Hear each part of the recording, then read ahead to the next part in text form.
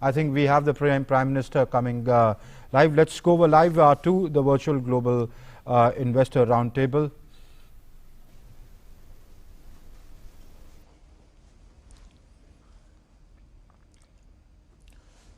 Namaste. Greetings on the festival season. I am delighted to welcome you. I am happy to see your eagerness to enhance your engagement with us. I hope that our better understanding of each other's perspective will result in a better alignment of your plans and our vision. Friends, through this year, as India bravely fought the global pandemic, the world saw India's national character. The world also saw India's true strength. It is successfully brought out traits that Indians are known for: a sense of responsibility, a spirit of compassion, national unity, the spark of innovation. India has shown remarkable resilience in this pandemic, be it fighting the virus or ensuring economic stability. This resilience is driven by the strength of our systems, support of our people, and stability of our policies.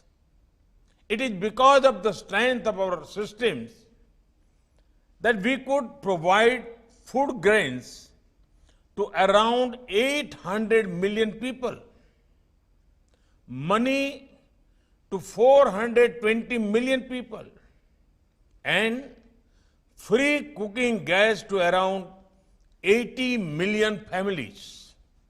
It is because of the support of the people who practice social distancing and wearing of masks that India has given such a strong fight to the virus.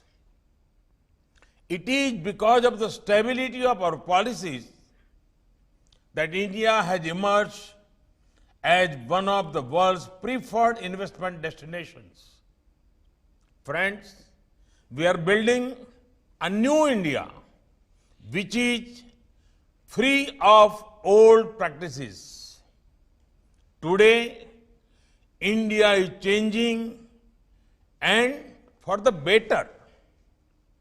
From fiscal responsibility to fiscal prudence, from high inflation to low inflation, from reckless lending creating non-performing assets to merit-based lending, from infrastructure deficit to infrastructure surplus, from mismanaged urban growth to holistic and balanced growth, and from physical to digital infrastructure.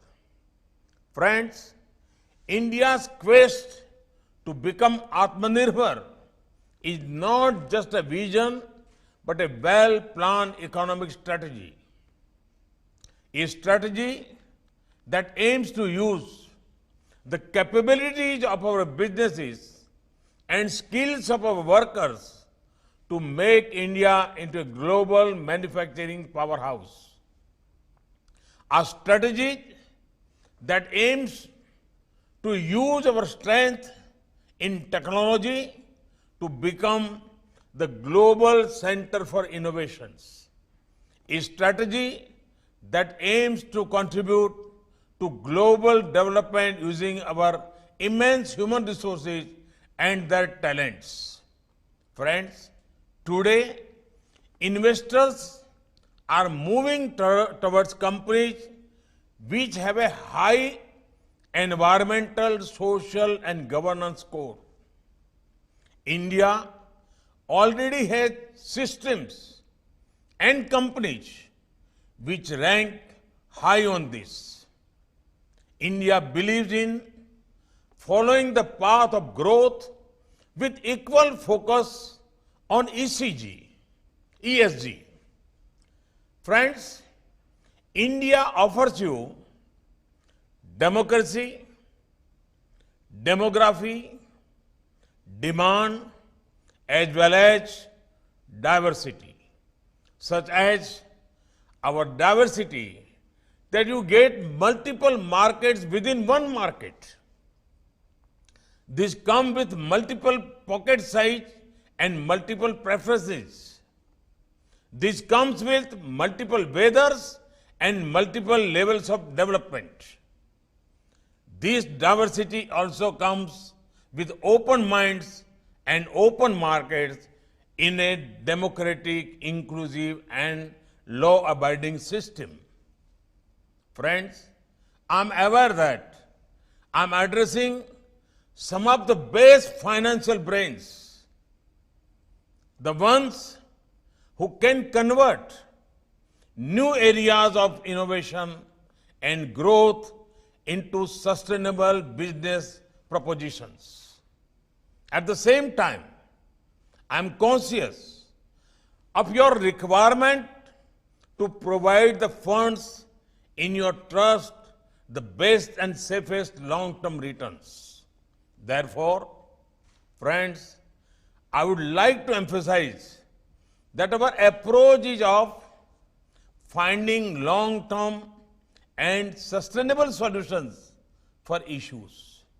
Such an approach mixes very well with your requirement. Let me explain using a few examples. Friends, we have taken multiple initiatives to improve our manufacturing potential. We ushered in one nation and one tax system in the form of GST.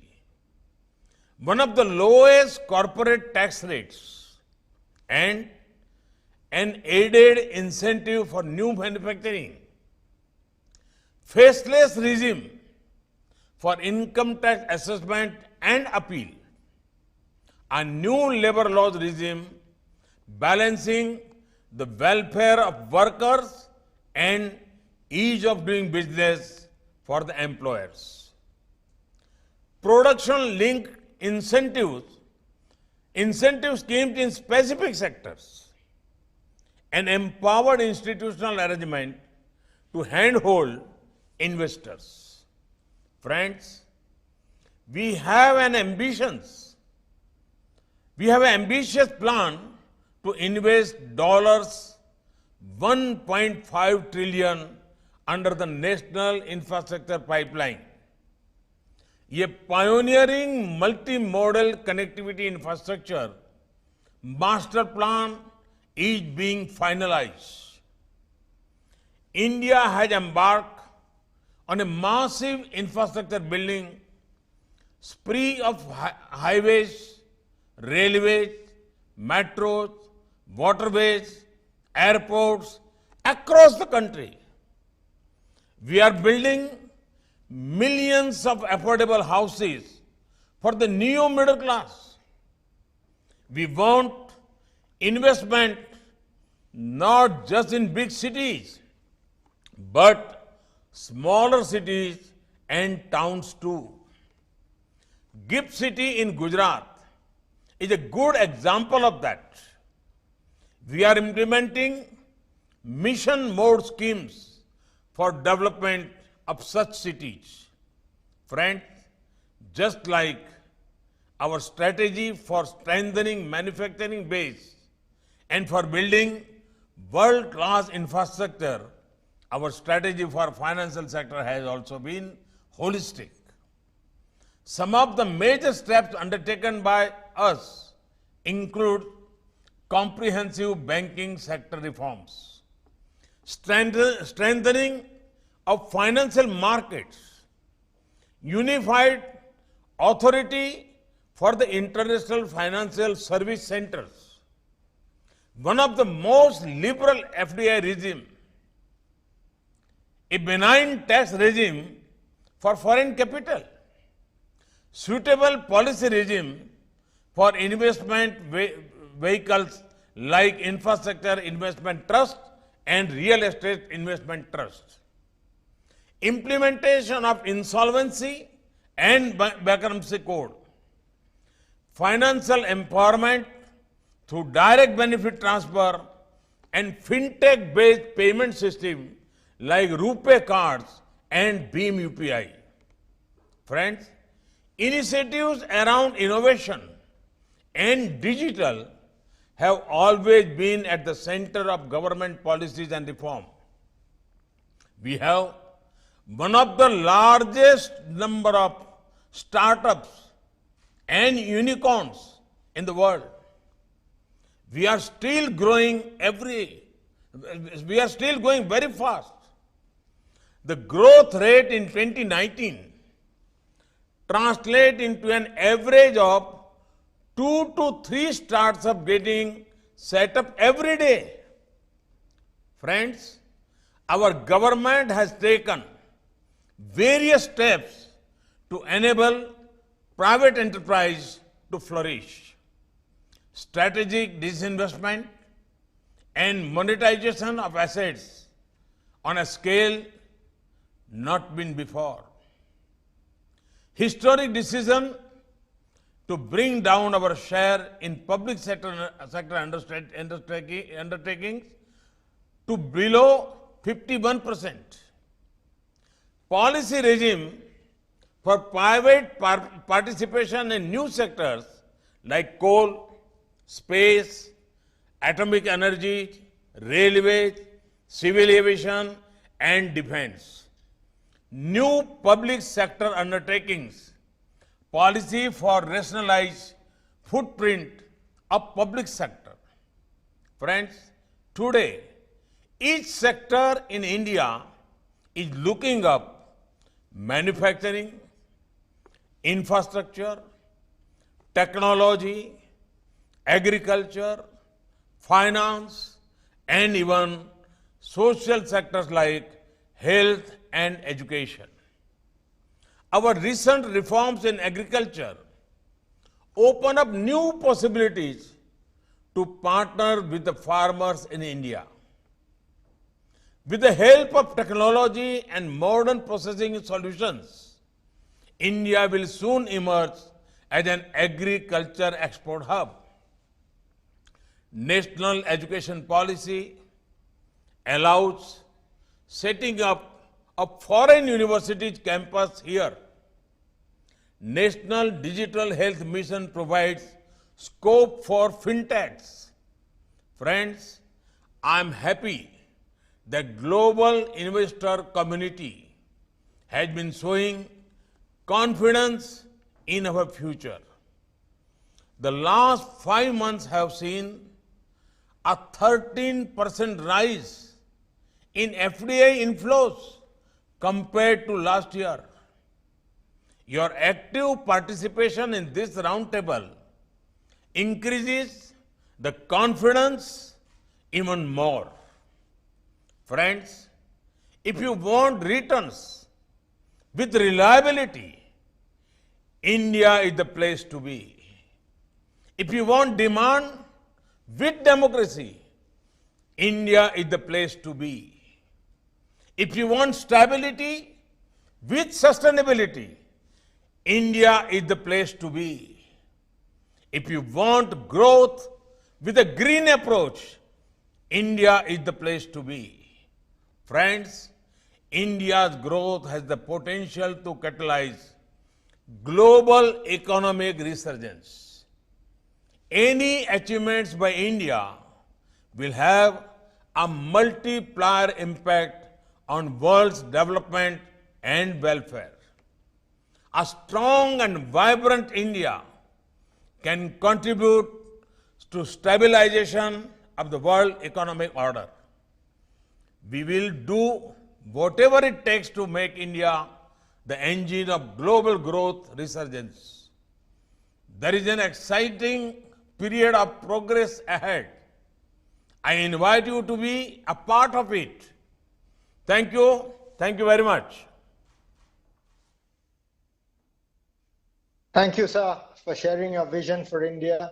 The prospects for investors are exciting, and the willingness of the government to engage with them is heartening.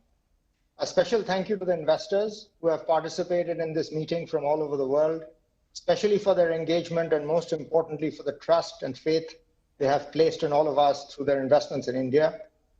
Thanks to the Honorable Minister of Finance and Corporate Affairs and the Honorable Minister of State for Finance and Corporate Affairs for their participation, engagement, and support for this event, to the esteemed regulators, senior government officials, and the Indian business leaders. Once travel restrictions around the world ease, we hope to arrange a similar meeting in person so that we can take our discussions and relationships to the next level. Thank you and namaskar.